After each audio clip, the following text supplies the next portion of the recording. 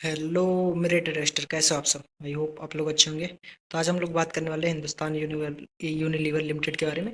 Stock लगभग 6.5% तक down गया। तो इसका रीजन क्या है? अभी जस्ट मैंने ट्रेडिंग व्यू ओपन किया है, तो इसमें अगर आप यहाँ पर ट्विटर्स पे चेक करेंगे तो आपको दिखेगा कि Unilever's India unit share falls after quarterly profit miss. तो इन्होंने बताया कि प्रॉफिट मिस हुआ, इसलिए शेयर फॉल कर गया 6.5%। तो एक बार उसको भी चेक करते हैं कितना फॉल हुआ। अगर आप चैनल पर नए हैं तो आप चाहें तो चैनल को सब्सक्राइब कर सकते हैं और पास्ट वीडियोज को चेक कर सकते हैं।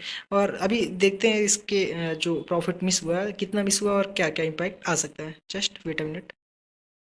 यस, हमने ओपन किया हिंदुस्तान यूनिलीवर को स्क्रीनर पर। तो आप देखेंगे कि लगभग 5,50,000 करोड़ की कंपनी है। स्टॉक का पी 56 का चल रहा है, जो कि इसके एवरेज पी जो इसका 5 साल का रहा है या 64 का रहा है, और 10 साल का भी अगर देखेंगे तो 61 का रहा है। उससे ही कम पे अभी ट्रेड कर रहा है। ऐसा कुछ है नहीं कि बहुत हाई वैल्यूएशन पे अभी स्टॉक ट्रेड कर रहा है। आरओसी ठीक है, आरओई भी ठीक ठाक है।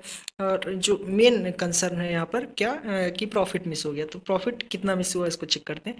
तो यहाँ सितंबर 2023 में जो इनकी सेल थी 15,623 करोड़ की, वो बढ़कर 15,926 करोड़ की हो गई, जो कि लास्ट 4 क्वार्टर या लास्ट बहुत मतलब 3 साल का अगर डेटा देखेंगे उसमें भी हाईएस्ट एवर इनकी सेल्स रही है। तो सेल्स में तो कहीं कोई दिक्कत नहीं है। एक्सपेंस इनका थोड़ा सा बढ़ गया है अब की बार। जो 11,828 करोड़ का लास्ट क्वार्टर में था, लास्ट ईयर के सेम क्वार्टर में था, वो अब की बार 12,139 करोड़ का हुआ। तो इसको अगर ओपन करके आप चेक करेंगे तो मटेरियल की कॉस्ट थोड़ी सी बढ़ी है, 47% से 48% हो गया। प्लस एम्प्लॉय की कॉस्ट 490 से 516 हो गई। सो ये इस क्या पहली बार ऐसा हुआ है? नहीं, इससे पहले भी आप देखेंगे कि जो एम्प्लॉय की कॉस्ट थी ये इस क्वार्टर में 5.15 रही थी।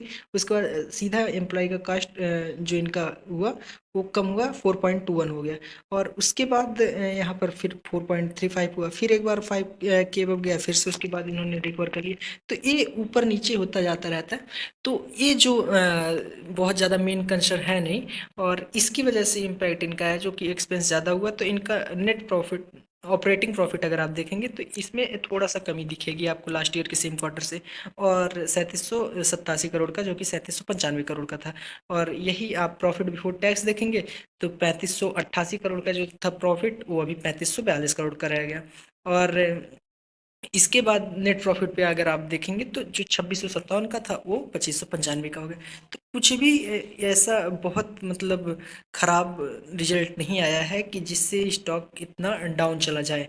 2670 इससे पहले एक बार आया था, उसके बाद प्रॉफिट मिस हुआ था, 2481 हो गया था, फिर से 2601 आ गया अगले क्वार्टर में। सो ये फिर से रिकवर हो जाएगा, जो कि है बहुत मेन कंसर्न यहाँ पर इतना ज़्यादा है नहीं। इन्वेस्टर्स की बात इसमें करेंगे तो आप लगभग 62% प्रमोटर की होल्डिंग है। FIIs की होल्डिंग यहाँ पर लास्ट क्वार्टर से थोड़ी सी बढ़ी है, और DIIs की होल्डिंग भी थोड़ी सी बढ़ी है, प्लस पब्लिक की होल्डिंग थोड़ी सी कम हुई है। सो कहीं से भी कोई दिक्कत वाली बात नहीं है। फंडामेंटल इतना ख़राब नहीं है जितना इसको दिखा के नीचे की ओर ले जाया गया है। सो अभी बात करते हैं चार्ट पे अब क्या पॉसिबिलिटी हो सकती है फिलहाल। ठीक है, जस्ट फिर से हमने HUL का चार्ट ओपन कर लिया। तो इसका अगर आप हाई देखेंगे, जो कि कोविड के बाद का हाई बना था 2021 में, तो वो कितने का बना है थोड़ा सा मैंने यहाँ पर मार्क करके भी रखा है कि जो हाई बना था वो 2859 के आसपास का बना था। 2859 के बाद ये हाई फिर से अचीव हुआ कब? अभी जल्दी जल्दी में लगभग सितंबर में ही अचीव हुआ। और तब से इनका नेट प्रॉफिट भी ग्रो किया है, तब से इनका सेल्स भी ग्रो किया है, तब से सब कुछ ग्रो हुआ है। लेकिन स्टॉक का प्राइस 3 साल में कुछ भी ग्रो नहीं किया, बल्कि उससे कम पे ही चल रहा है। जो कि इनका कोविड का हाई था, कोविड के बाद का हाई था, उससे भी अगर देखा जाए तो डाउन कितना चला गया। अभी स्टॉक अभी लगभग 12-13% लगभग डाउन है। और स्टॉक ने अपना ऑल टाइम हाई जो अभी रिसेंट में बनाया वो कितने का बनाया है? लगभग लगभग बनाया है 3032 के आसपास का। सो अगर करंट से ये स्टॉक अपने ऑल टाइम हाई पे जाता है तो कितने परसेंट का हमको गेन निकल के आएगा? थोड़ा सा इसको हम देखने का प्रयास करेंगे। तो यहाँ पर अगर मैं इसको मेजर करूँ करंट प्राइस से, जो इसका ऑल टाइम हाई है वहाँ तक अगर ये जाता है तो लगभग लगभग 22-23% के आसपास का अपना गेन निकल के आएगा।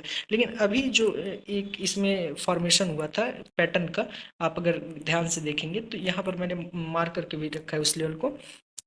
ये एक प्रॉपर कव विथ हैंडल पैटर्न यहाँ पर बना हुआ था, जिसका ब्रेकआउट भी, अब ब्रेकआउट कंफर्म हुआ, कंफर्म भी हुआ, फिर उसी लेवल पे सपोर्ट भी लिया, कुछ दिनों तक टाइम पास भी किया और वहाँ से स्टॉक ऊपर तक गया, लेकिन स्टॉक ने अपना जो इसका टारगेट निकल के आता है, टेक्निकल टारगेट निकल के आता है, क्या अचीव किया उसको। तो अभी उसको हम मेजर करते हैं और देखते हैं क्या अचीव हुआ था वो। और यहाँ पर मैंने इसको प्लेस किया तो देखेंगे कि अचीव नहीं हुआ, जो कि लगभग 3130 के आसपास का टारगेट निकल के आता था, वो अचीव नहीं हुआ।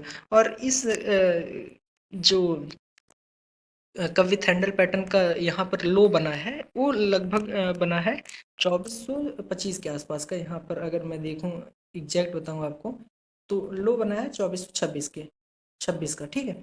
और 2426 का जो लो बना है, अगर इसके नीचे क्लोजिंग आ जाती है तो फिर ये पैटर्न फेल हो जाएगा। अगर इसके एबव सस्टेन करता है, इसके नीचे क्लोजिंग नहीं आती, तो पैटर्न वैलिड रहेगा। और वो सिर्फ और सिर्फ एक अपॉर्चुनिटी होगी अगर इस लेवल तक आता है स्टॉक, मीन्स 2425 के आसपास तक आता है। क्योंकि फंडामेंटल्स में कोई दिक्कत नहीं है। और एच का नाम तो आप जानते ही होंगे, इस पर मैंने पहले वीडियो बनाया था, शायद आप चेक कर लीजिएगा। सो एच एक ऐसी कंपनी है कि जैसा कि आप इसमें इन्वेस्ट करके लॉन्ग टर्म के लिए रख सकते हैं। ये सब एच हो गया, रिलायंस हो गया, HDFC बैंक हो गया, जो भी टॉप लार्ज कैप कंपनीज हैं उनमें आप इन्वेस्ट करके रख सकते हैं। और अगर ये कम प्राइस पे मिलती हैं, सस्ती वैल्यूएशन पे मिलती है, तो एक अच्छी अपॉर्चुनिटी के अलावा इसमें कोई भी और डरने की बात नहीं होती है। और यहाँ पर जो मैंने नेक्स्ट लेवल मार्क करके रखा है, 2390 का लेवल मार्क करके रखा है। तो यहाँ इससे पहले भी एक पैटर्न फॉर्म हुआ था, जो कप विथ हैंडल पैटर्न ही कहेंगे आप, complex cup with handle pattern बोलेंगे। तो यहाँ इसका भी टारगेट अपना अचीव हो गया था। अगर आप इस अगर आप इसको देखेंगे, जो कि मैं जस्ट आपको ड्रॉ करके अगर दिखाऊं, इसका छोटा सा एक टारगेट था 7-8% के आसपास का, तो वो अचीव हमारा हो गया था। यहाँ पर मैं इसको मार्क किया और इसको ले जाके ऊपर की ओर प्लेस किया, तो आप देखेंगे 2 ही दिन के अंदर ब्रेकआउट के बाद उसका टारगेट अचीव हो गया था। लेकिन अब अगर करेंटली देखा जाए तो जो बड़े वाले पैटर्न का टारगेट अभी तक तो अचीव नहीं हुआ। प्लस जो यहाँ पर 2667 का जो एक लेवल सपोर्ट का था हमारा, यहाँ जो पहले से जहाँ से फॉर्मेशन हुआ था, तो यहाँ पर सपोर्ट था, लेकिन उसको ब्रेक करके स्टॉक नीचे की ओर आ गया। सो अभी हमारा नेक्स्ट सपोर्ट जो निकल के आएगा, जो कप विथ हैंडल बना हुआ बड़ा सा, उसका जो लो है 2425, उसके आसपास सपोर्ट हमारा एक निकल के आता है। और जो सेकेंड सपोर्ट निकल के आएगा, वो इस लेवल का हाई निकल के आएगा, जो कि 2390 के आसपास का होगा।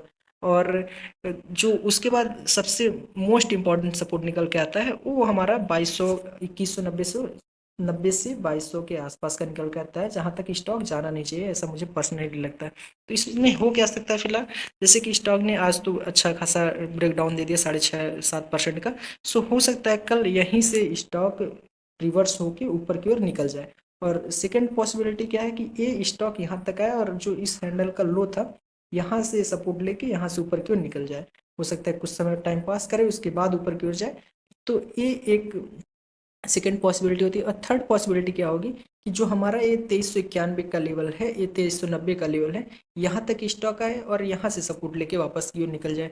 तो अब देखने वाली बात होगी कहाँ से रिवर्सल आता है, कहाँ से बुलिश कैंडल फॉर्मेशन होता है, वहीं से अपना एंट्री बनेगा। फिलहाल मेरी इसमें कोई एंट्री नहीं है, लेकिन आगे की ओर अगर स्टॉक मुझे सस्ते प्राइस पे मिलेगा तो मैं ज़रूर इसमें बाई करने का प्रयास करूँगा। और अगर इससे भी नीचे आता है स्टॉक, क्योंकि करेंटली तो डाउन ट्रेंड में ही है ना, और सेंटिमेंट भी निगेटिव बनाया गया है, तो ये अगर 2200 तक आता है तो वो सिर्फ और सिर्फ एक अपॉर्चुनिटी होगी, उससे ज़्यादा और कुछ नहीं होगा। सो मेरी इसमें किसी भी तरीके की कोई रिकमेंडेशन नहीं है, आप अपने हिसाब से ट्रेड लेंगे। मैं सिर्फ आपको अपनी एनालिसिस आपके साथ शेयर कर रहा हूँ। सो अगर आपने यहाँ तक देखा तो आपका बहुत बहुत धन्यवाद, शुक्रिया, थैंक यू।